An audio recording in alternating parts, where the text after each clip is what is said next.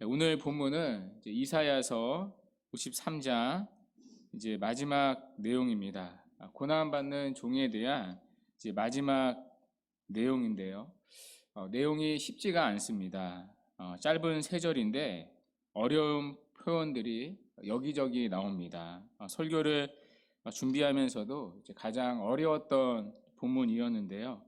하나하나 뜻풀이 하기에도 좀 까다로운 내용입니다. 그래서 이 하나의 요지로 요약이 안 됩니다. 여러 내용이 쫙 펼쳐져 있기 때문입니다. 그래서 오늘은 이 대지를 나누어서 좀 정리를 하겠습니다.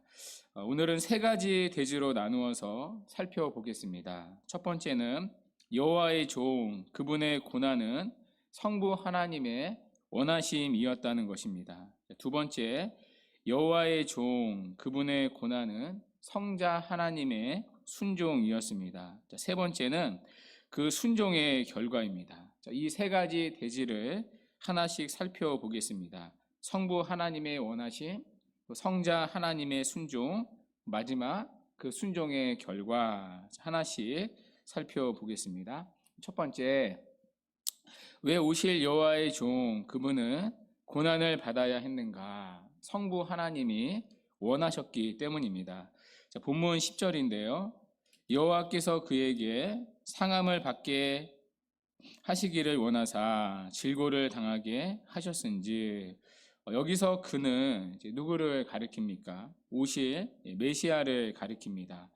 그는 성자 하나님 예수 그리스도이십니다. 그렇다면 본문의 여호와는 성부 하나님이십니다. 그러므로 10절은 성부 하나님께서 성자 하나님의 상함 받는 것을 원하신다는 뜻입니다. 그런데 여기서 눈여겨봐야 할 두 단어가 있습니다. 먼저 이 상함이라는 단어인데요. 이 상함은 단순히 이제 다친다는 뜻이 아닙니다.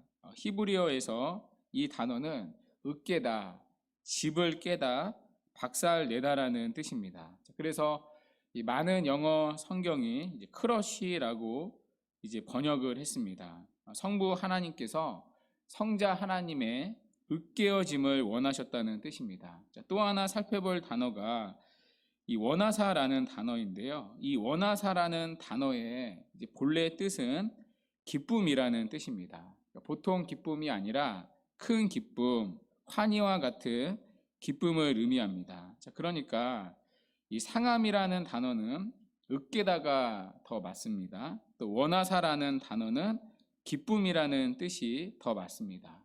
으깨다, 기쁨, 이 두 단어를 다시 넣어 10절을 읽으면 이렇습니다. 성부 하나님께서 성자 하나님 예수 그리스도의 으깨지심을 기뻐하셨다. 어느 정도로 기뻐하셨습니까? 큰 기쁨, 환희와 같은 기쁨으로 기뻐하셨습니다.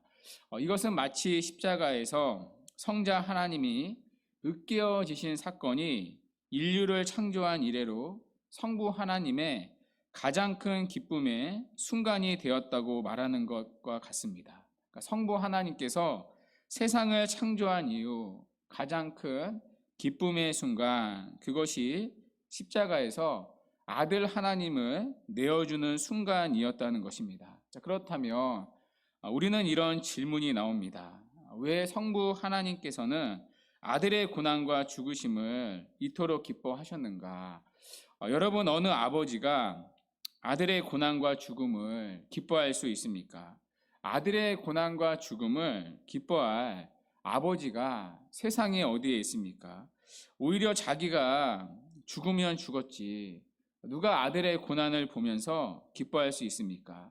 그러나 본문은 하나님 아버지께서 그 일을 너무나도 기뻐하셨기에 그 아들을 질고를 당케 하셨다고 분명히 말합니다. 그렇다면 성부 하나님이 성자의 고난을 기뻐하신 이유가 무엇입니까? 그 이유가 바로 이어서 뒤에 나옵니다.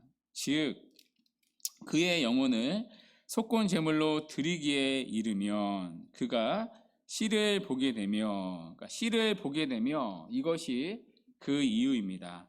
성부 하나님께서 예수님의 고난을 원하신 이유, 기뻐하신 이유는 씨를 보게 하기 위함이었습니다. 자, 그러니까 예수님이 십자가에서 희생 제물로 드려질 때 성부 하나님께서 보신 것은 무엇입니까?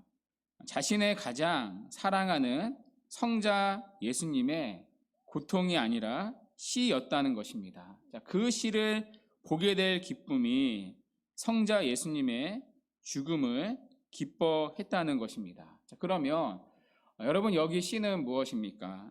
여러분 가진 성경에 보면요, 씨라는 단어 앞에 감사하게도 각주가 달려 있을 겁니다. 제가 가진 성경책에는 일하고 각주가 달렸는데요, 밑으로 따라 내려가면 뭐라고 번역되어 있습니까?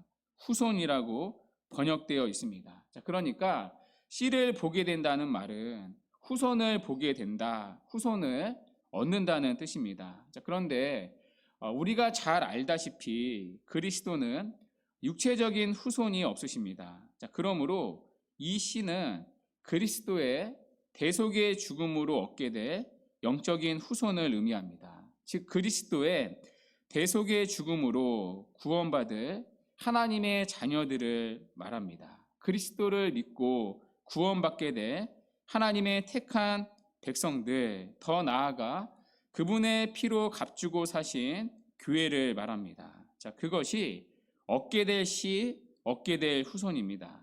자, 그 씨를 얻게 될 기쁨 때문에 성부 하나님은 성자 하나님의 고난을 기뻐했다는 것입니다. 장차 구원받을 우리를 보는 기쁨 때문에 성부 하나님께서는 하나밖에 없는 아들 하나님의 죽으심까지도 이 세상 최고의 기쁨이 될 수 있었다는 것입니다.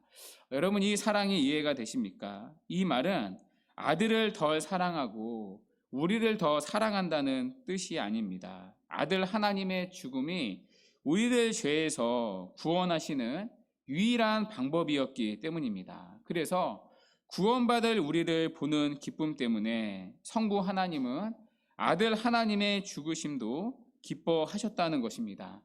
그래서 19세기의 경건한 설교자 옥타비우스 윈슬로우는 이렇게 말했습니다. 누가 예수님을 죽음에 넘겨주었는가? 돈을 위하여 유다가 넘겨준 것이 아니다. 두려움 때문에 빌라도가 넘겨준 것도 아니다. 시기 때문에 유대인들이 넘겨준 것도 아니다. 바로 사랑 때문에 성부께서 넘겨주신 것이다. 이것이 성자 하나님이 성자의 고난을 원하신 이유, 기뻐하신 이유입니다. 저와 여러분들을 사랑하셨기 때문입니다. 성부 하나님의 원하심 속에서 우리는 또다시 우리를 향한 하나님의 사랑을 보게 됩니다. 두 번째, 이 성부 하나님의 원하심에 성자 하나님도 순종하셨습니다. 그 얘기가 10절에 이어서 나오는데요. 즉 그의 영혼을 속건 제물로 드리기에 이르며, 성자 하나님은 속건 제물로 또 자신을 자원하여 드리셨습니다. 구약 레위기에 보면 이제 5가지 제사가 나옵니다. 그 가운데 하나가 이 속건제입니다. 이 속건제는 우리가 지난 고난주간 새벽 기도회 때 살펴본 적이 있는데요.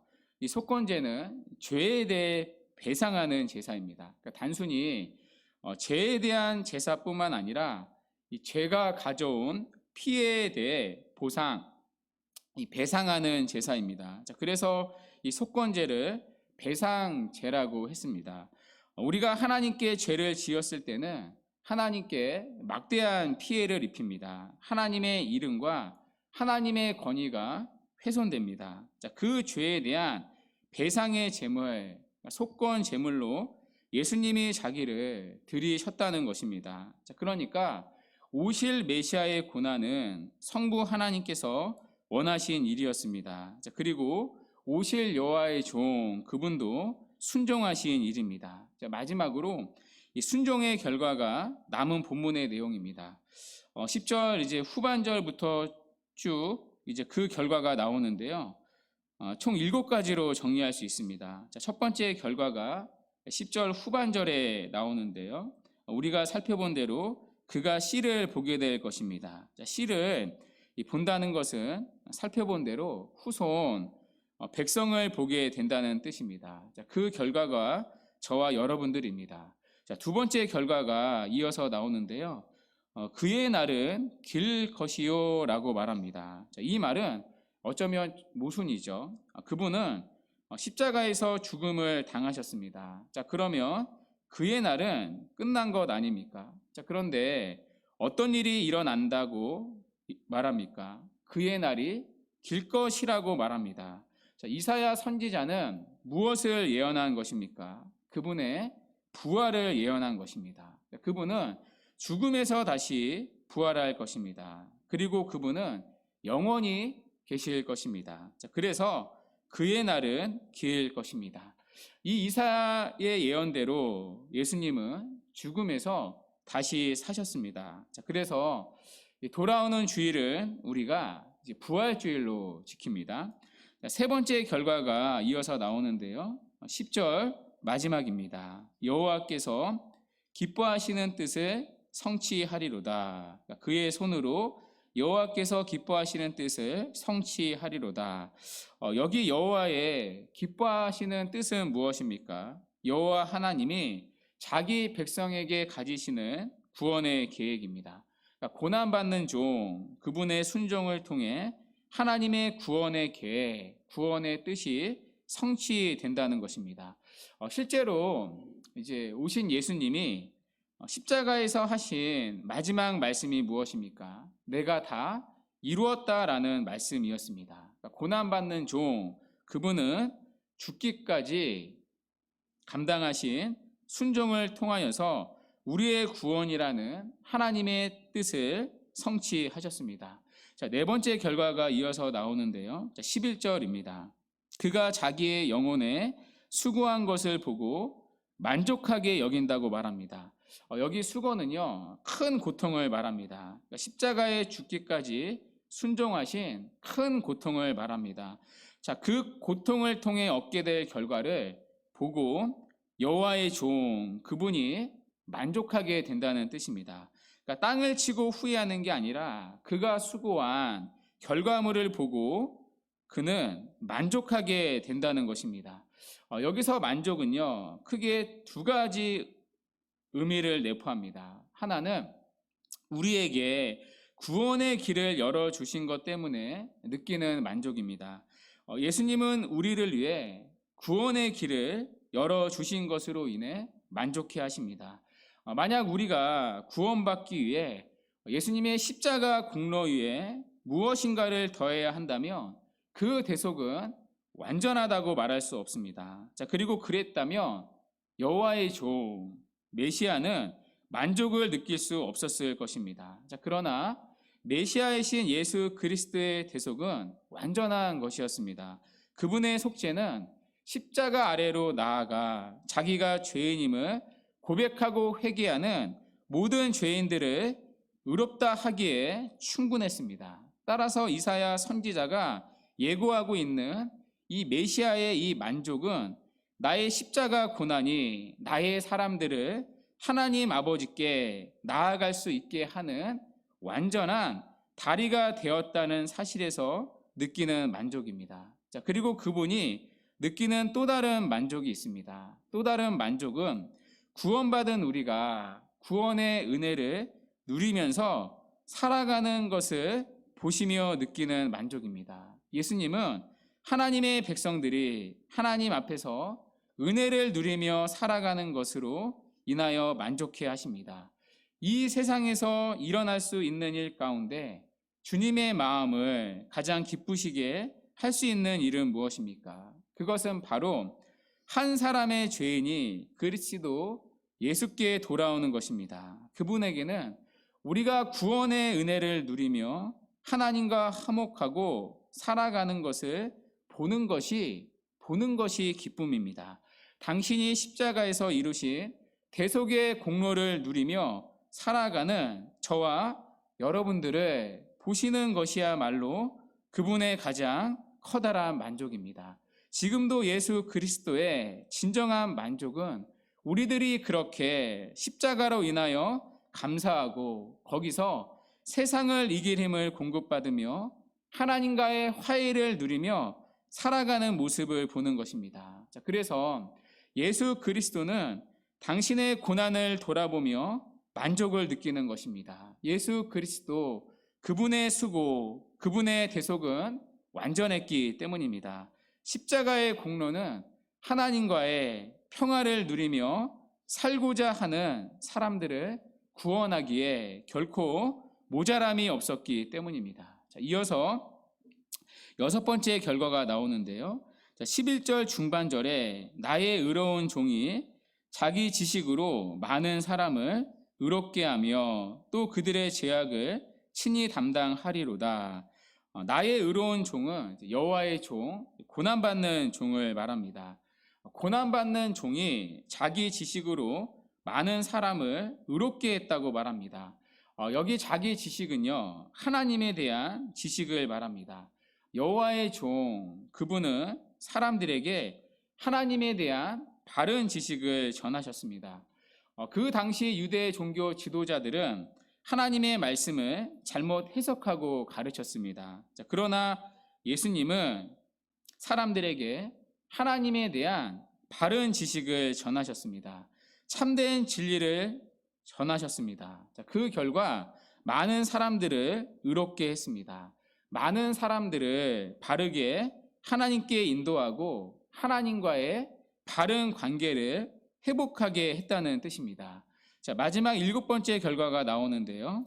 자, 12절을 보시면 이제 마지막 결과가 나옵니다. 그러므로 내가 그에게 존귀한 자와 함께 몫을 받게 하며 강한 자와 함께 탈취한 것을 나누게 하리니. 여러분, 이 말은요, 이 전쟁의 맥락에서 이해해야 하는 표현입니다. 그 당시 이제 전쟁이 끝나면 승리한 군대가 패전한 군대에 전리품을 나누어 가졌습니다.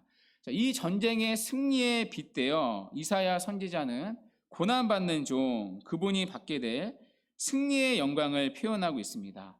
그분은 비록 십자가에서 비참하게 죽음을 당하지만 부활을 통하여서 승리하셨습니다.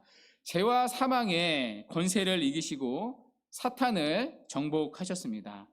창세기 3장 15절의 예언처럼 여인의 후손으로 오신 그분은 죽음에서 부활하심으로 사탄의 머리를 부수고 사탄의 통치를 완벽하게 종식시키시는 완벽한 승리를 거두셨습니다. 자, 그리스도의 이러한 승리는 그분을 하나님 보좌 우편에 앉으시게 하시고 성령이 오시게 하셨습니다. 이사야 선지자는 그것을 예언하는 것입니다. 예수 그리스도의 놀라운 승리와 그 승리의 영광을 예언하는 것입니다. 자, 이 7가지가 오실 메시아 그분의 순종으로 얻게 될 결과입니다. 자, 그런데 우리가 이제 끝으로 살펴볼 부분이 있습니다. 여러분, 12절 중반절을 다시 한번 보십시오. 이는 그가 자기 영혼을 버려 사망에 이르게 하며 범죄자 중 하나로 헤아림을 받았음이니라.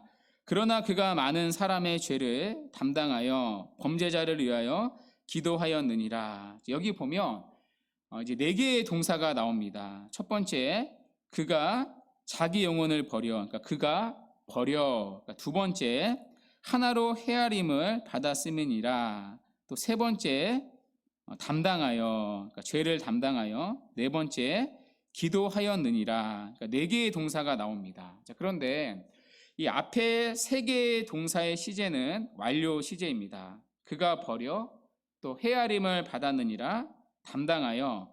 이 3가지 동사의 시제는요, 완료 시제입니다. 그런데 나머지 하나, 기도하였느니라, 이 동사만은 미완료 시제입니다. 끝나지 않은 시제인 거죠. 사실 오늘 본문은요, 모두 미래에 일어날 일을 예언하고 있습니다. 그래서 여기 동사들은 완료 시제가 아니라 미완료 시제를 사용해야 하는 것이 정상입니다. 그럼에도 불구하고 앞에 세 동사를 완료 시제로 사용하는 이유는 무엇입니까? 이 일이 반드시 일어날 일이기 때문입니다. 실제로 복음서에 보면 이 세 가지 동사가 다 성취가 되었습니다. 자, 그렇다면 왜 기도하였느니라에 해당되는 단어만 미완료 시제를 사용하고 있습니까? 자, 우리가 복음서를 보면요, 예수님은 십자가 상에서 범죄자를 위하여 기도하셨습니다. 자기를 못 박은 죄인들을 위해 기도하셨습니다. 누가복음 23장 34절 말씀인데요. 아버지 저들을 사하여 주옵소서 자기들이 하는 것을 알지 못함이니라. 자, 이 주님의 기도의 응답으로 우리가 이렇게 구원받은 것 아닙니까?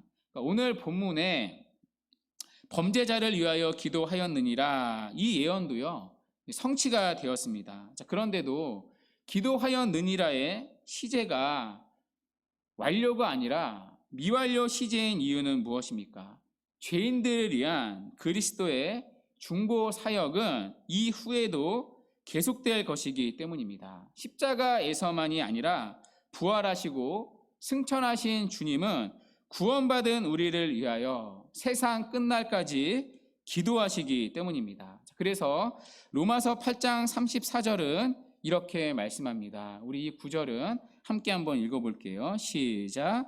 누가 정죄하리요 죽으실 뿐 아니라 다시 살아나신 이는 그리스도 예수시니 그는 하나님 우편에 계신 자여 우리를 위하여 간구하시는 자신이라. 아멘. 자, 누가 우리를 위하여 간구하신다고요? 다시 살아나신 그리스도 예수가요. 자, 어디서요? 하나님 우편에서요. 자, 그렇기 때문에 여러분 우리는 무엇을 확신할 수 있습니까? 우리의 구원을 확신할 수 있습니다. 구원받은 우리도 연약하여 죄를 지으며 살아갑니다. 때로는 우리의 믿음 또한 심하게 요동치고 흔들릴 때가 있습니다. 자, 그럼에도 우리가 구원의 확신을 가지는 이유는 무엇입니까? 우리가 믿음의 자리를 떠나지 못하는 이유는 무엇입니까? 그리스도께서 우리를 위해 지금도 간구하시기 때문입니다. 우리가 믿음이 떨어지지 않도록, 우리가 악에 빠지지 않도록, 우리가 죄에서 돌이키도록 우리를 위해 지금도 간구하고 계시기 때문입니다. 자, 그래서 히브리서 7장 25절은 이렇게 말씀합니다. 이 구절도 함께 읽어볼게요. 시작. 그러므로 자기를 힘입어 하나님께 나아가는 자들을 온전히 구원하실 수 있으니 이는 그가 항상 살아계셔서 그들을 위하여 간구하심이라. 아멘. 자, 구원받은 우리는 온전한 구원에 이를 수 있다는 것입니다. 중간에 우리의 구원이 결코 취소될 수 없다는 것입니다. 누구 때문에요? 우리의 믿음 때문에요? 우리가 신실해서요? 우리가 죄를 날마다 이겨서요? 아니요. 이는 그가, 즉 그리스도가 항상 살아계셔서 우리를 위하여 간구하시기 때문입니다. 우리가 주님 앞에 서는 그날까지 이 약속이 우리에게 주어져 있습니다. 그 증거가 범죄자를 위하여 기도하였느니라 시제가 미완료 시제입니다. 자, 그러므로 주 안에 사랑하는 여러분, 우리가 연약하여 늘 죄를 범하지만 그래도 구원의 확신을 가지는 이유는, 그리고 하나님께 담대히 나아갈 수 있는 것은 이러한 그리스도의 끊임없는 중보 기도가 있기 때문입니다. 자, 그래서 우리는 죄를 범할지라도 하나님을 멀리해서는 안 됩니다. 우리 편에 서서 우리를 위해 변호하시고 중보하시는 그리스도를 의지하여 회개하며 날마다 하나님께 나아가야 합니다. 그런 생명의 교제가 그리스도를 통하여 우리에게는 날마다 열려져 있습니다. 자, 그러므로 그리스도를 통한 하나님과의 쉼없는 생명의 교제가 여러분의 삶 가운데 충만하기를 바랍니다. 마지막으로 우리가 확인해야 할 게 있습니다. 여러분, 우리가 살펴봤듯이 오늘 이사야 53장은요 어떻게 끝납니까? 고난받는 종, 그분이 얻게 될 승리로 끝납니다. 이사야서 53장의 주제는 고난받는 종입니다. 자, 그러나 고난받는 종의 마지막은 승리로 끝나고 있습니다. 고난이라는 주제를 계속해서 다루었지만 고난으로 끝나지 아니하고 영원한 승리로 마무리되었습니다. 여러분, 이것이 이 땅을 살아가는 성도가 맞이하는 마지막 모습입니다. 성경은 우리에게 고난이 없다 말하지 않습니다. 그러나 고난은 영광으로 들어가는 문이라고 말합니다. 우리는 고난이 고난으로 끝나지 않습니다. 고난은 우리의 마지막 말이 아닙니다. 우리가 어떤 고난과 슬픔을 통과하고 있을지라도 성경은 우리의 마지막 말이 승리와 감격과 영광이라고 말합니다. 그러므로 주 안에 사랑하는 여러분, 이 믿음을 가지고 주님을 신실하게 따르는 은혜가 있기를 바랍니다. 특별히 우리가 살펴본 대로 오늘 고난받는 종, 그분의 예언은 다 성취가 되었습니다. 주님 오시기 전 700년 전에 예언한 이사야의 예언이 놀랍도록 우리가 살펴본 대로 하나하나 다 그대로 이루어졌습니다. 그 어느 하나 틀린 것이 없습니다. 다 그대로 빼곡히 성취가 되었습니다. 그렇기 때문에 우리는 다시 오신다는 주님의 약속도 확신할 수 있습니다. 거기로부터 산자와 죽은 자를 심판하러 오시리라. 우리가 살펴본 로마서의 심판, 다시 오신다는 그 주님의 약속도 확신할 수 있습니다. 반드시 주님은 다시 오십니다. 다시 오실 주님을 바라보며 믿음으로 살아가는 은혜가 있기를 바랍니다. 그래서 고난 뒤에 주어질 영원한 승리와 영광을 바라보고 주님 앞에 서는 그날까지 믿음으로 신실하게 살아가는 저와 여러분 되시기를 주님의 이름으로 간절히 축원합니다. 아멘.